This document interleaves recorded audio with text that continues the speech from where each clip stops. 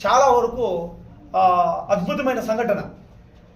ఇదే అమర్నాథ్ రెడ్డి అన్న గారు కింద స్టేజ్లో కూర్చొని ఉంటే పైన చరణ్ అన్న, మన సుధా, నెక్స్ట్ అందరూ వచ్చేసి గొప్పగా చంద్రబాబు నాయుడు గారి దగ్గర సాంగ్స్ అంతా రిలీజ్ చేసింది నిన్నే అన్నతో కూడా చూపిస్తుంది ఈటీవీలో.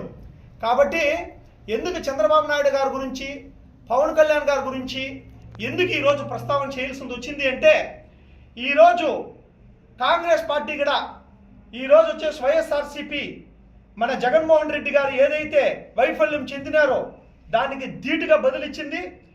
ఈవెన్ చంద్రబాబు నాయుడు గారు కానీ పవన్ కళ్యాణ్ గారు కానీ అందరూ ప్రభుత్వం సరిలేదు అని చెప్పి ప్రశ్నించింది. ఈరోజు ఈ స్థాయికి ఎవరు ఊహించలేనటువంటి అధికారాన్ని కూటమి గెలుచుకొని ఉండిండొచ్చు.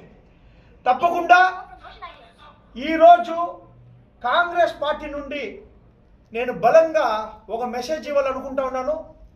ఇకపైన రాష్ట్రంలో రౌడీ రాజకీయాలు ఉంటే బదులు ఇదే విధంగా ఉంటుంది. ఈరోజు టీడీపీకి కూడా నేను ఇదే తెలియజేసుకుంటా ఉన్నాను. తప్పకుండా ఇంకపైన అభివృద్ధి చేసే నాయకులు అనేది 100% పవన్ కళ్యాణ్ గారిలో కానీ మన చంద్రబాబు నాయుడు గారిలో కానీ ఉంటుందని చెప్పి మేము చాలా ప్రగాఢంగా విశ్వసిస్తూ ఉన్నాం. ఇదే పవన్ కళ్యాణ్ గారు పార్టీ పెట్టినప్పుడు ఈ చిత్తూరు జిల్లాలో మొట్టమొదట పార్టీ కార్యాలయం ఆఫీస్ ఓపెన్ చేసి ఆయనకి ఇదే చిత్తూరు జిల్లాలో ఎంతమంది నాయకులు కష్టపడినారో, ఎంతమంది జనసేన నాయకులందరూ కష్టపడినారో అంతకు మించి ఆ రోజు మేము వచ్చేసి కష్టపడి సపోర్ట్ చేసినాం.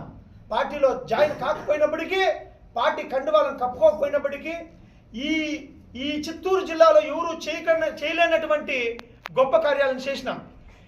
ఇదే పుంగునూరులో ఆది అందరూ మీటింగ్ పెట్టి, పసుపులేటి హరిప్రసాద్ సార్ గారు అందరూ మీటింగ్ పెడితే కొట్టి తరిమిన వైనంలో కూడా ఆ రోజు చాలా బలంగా నిలబడేది పాకిస్తాన్ కాదు ఇండియా అని చెప్పని అందరికీ బదిలిచ్చి నిలబడిన రోజులన్నీ నేను గుర్తు చేసుకుంటా ఉన్నాను.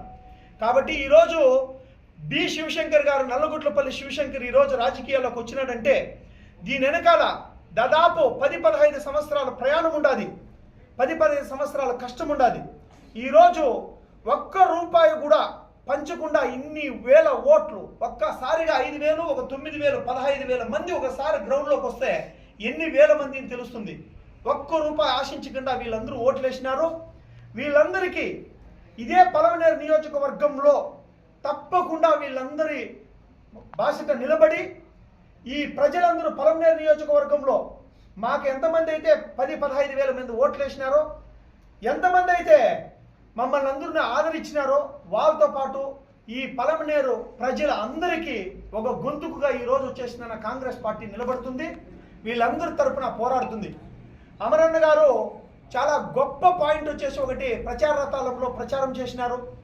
ఏమంటే ఇంటింటికి కుళాయి వేపిస్తానని చెప్పని, ఇది అమరన్న గారు వస్తేనే నెరవేరుతుంది అని చెప్పని తప్పకుండా ప్రతి ఒక్క ప్రచార రథంలో ఊరు దండోరా వేయించినారు, ఊరు ప్రచార రథాలు తిప్పినారు. రియల్గానే చాలా సంతోషం.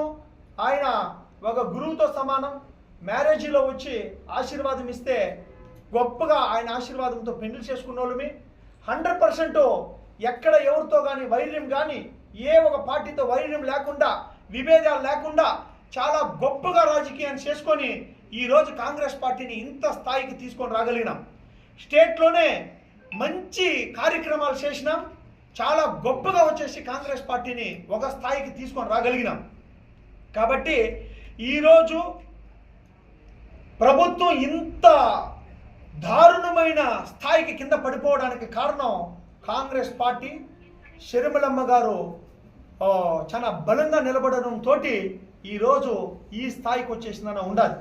కాబట్టి తప్పకుండా ఈ 5 ఏళ్లలో టీడీపీ కానీ జనసేన కానీ మన వీళ్ళు బీజేపీతో కలిసిండే ఒక కూటమి ఏదైతే ఉందో తప్పకుండా ప్రజలందరూ పక్షాన నిలబడతారని చెప్పి విశ్వసిస్తూ, అదేవిధంగా అమరన్న గారికి శుభాకాంక్షలు కాంగ్రెస్ పార్టీ తరపున, మా అందరి తరపున అమరన్న గారికి శుభాకాంక్షలు తెలుపుకుంటూ, అదేవిధంగా చాలా కష్టపడి ఎన్నో కోట్లు ఖర్చు చేసి దాదాపు ఒక 15-20 వేల ఓట్లతో ఓడిపోయిన వైఎస్ఆర్సీపీకి కానీ ఏ పార్టీని హేళన చేయాల్సిన అవసరం లేదు. తిట్లు పురాణాలు, రౌడీజాలు, రాజకీయాలు ఇవంతా పక్కన పెట్టి, అభివృద్ధి పైన వాళ్ళు ఇట్లు చేసినారు మేము ఇట్లు చేస్తామనేది పక్కన పెట్టి తప్పకుండా అంత అభివృద్ధి పదం పైన ముందరికెళ్తారని చెప్పి మనస్ఫూర్తిగా కోరుకుంటూ ఉన్నాను. ఈరోజు పలమనేరులో ప్రతి నెలకో లేదో 3 నెలలకు ఒక ప్రెస్ మీట్ అంటూ తప్పకుండా జరుగుతుంది. ప్రతి సమస్యలపైన ఈరోజు అమరన్న ఇంటికి కుళాయి ఇవ్వాలంటే వర్షాలు చాలా బలంగా పడతా ఉన్నాయి. అమరన్న గారు ఇప్పుడు ఇంకానే తప్పకుండా ఇంటికి కుళాయి ఇవ్వాలంటే, బోర్లన్నీ గ్రౌండ్ వాటర్ ఫుల్ఫిల్ కావాలంటే, ఏట్లో ప్రతి చెక్ డ్యాము పటిష్టంగా ఉండాలా. దీనికి ముందర మీరంతా వాటర్ ప్రాజెక్ట్స్ రిజర్వాయర్లు అంతా మీరంతా వచ్చేసిందన్న ప్రమాణకం చేసినటువంతా ఉంది. వాటినన్నిటిని నేను మీరందరూ తీసుకోవాల్సిన పరిస్థితి ఉంటుంది. ఈరోజు ప్రభుత్వాన్ని స్థాపించి జగన్మోహన్ రెడ్డి గారిది ఉండే పథకాలన్నీ కంటిన్యూ చేయాలంటే దాదాపు 60,000 కోట్లు, దాదాపు నాకు సంఖ్య తెలియదు కానీ చాలా వరకు కష్టతరం ఉంటుంది. లేదు వీళ్ళు ఇచ్చిన హామీలన్నీ నెరవేర్తించాలంటే అది ఇది 2 నెరవేర్తించాలంటే ఇంకా కష్టం ఉంది. ఈరోజు ప్రభుత్వాన్ని స్థాపించినంత మాత్రాన ఈరోజు దీన్ని వీళ్ళు ఇచ్చిన హామీలన్నీ నెరవేర్తించుకోకపోవాలంటే చాలా చాలా కష్టతరమైంది. ఇది ఆషామాషి అయింది కాదు.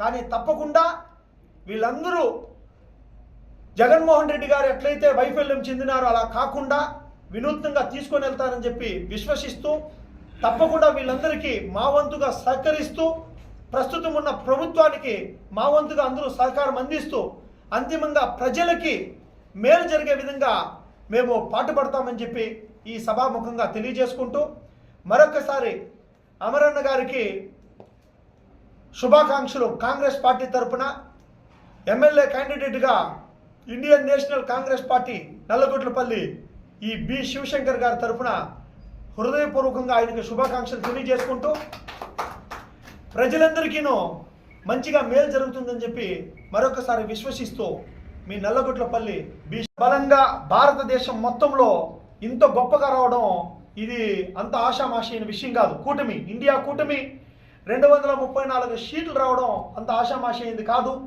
ఇక ఆంధ్రప్రదేశ్ రాష్ట్రంలో కాంగ్రెస్ పార్టీ ఎంత కీలకమైన స్థానం ఉంటుంది. ఈరోజు ప్రతిపక్షమే ఈరోజు ఆంధ్రప్రదేశ్లో లేదు.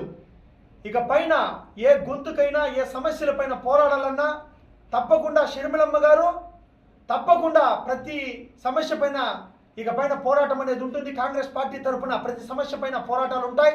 ప్రజల పక్షాన కాంగ్రెస్ పార్టీ తప్పకుండా అనుక్షణం నిలబడుతుంది. కాంగ్రెస్ పార్టీ ప్రజలందరి సామాన్యుల గొంతుకై ఇంక పైన ముందుకు సాగుతుంది. కాబట్టి నేషనల్లో ఇంత గొప్పగా మా రాహుల్ గాంధీ గారు కూటమి, ఇండియా కూటమి రావడం చాలా వరకు సంతోషకరం. వాళ్ళందరికీ శుభాభివందనాలు తెలియజేసుకుంటూ, ఇంక పైన మన పలమనేరు నియోజకవర్గంలో చాలా వరకు ఎక్స్పీరియన్స్ తీసుకున్నాం. ఎంతో మందిని చూసినాం. ఎంతోమంది టీడీపీ ముసుగులో ఉన్నప్పటికీ, వైఎస్ఆర్సీపీలో ముసుగులో ఉన్నప్పటికీ ఎన్నో తెరలని పక్కకు తీసుకుంటూ దీన్ని ఈ స్థాయికి తీసుకొని రాగలిగినాం. ఇంక పైన చాలా వరకు గొప్ప ప్రణాళికలతోటి, చాలా వరకు గొప్ప వ్యూహాలతోటి మేము కాంగ్రెస్ పార్టీ నుంచి ముందుకు పోతాం.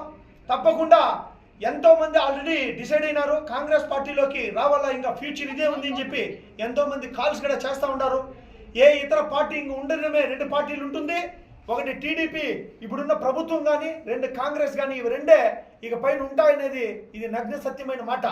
కాబట్టి తప్పకుండా అందరినీ కలుపుకుంటూ ఈ కార్యాచరణ ఇంకా ముందరికి సాగించుకుంటూ వెళ్తామని చెప్పని మీకు అందరికీ తెలియజేస్తూ థ్యాంక్ యూ.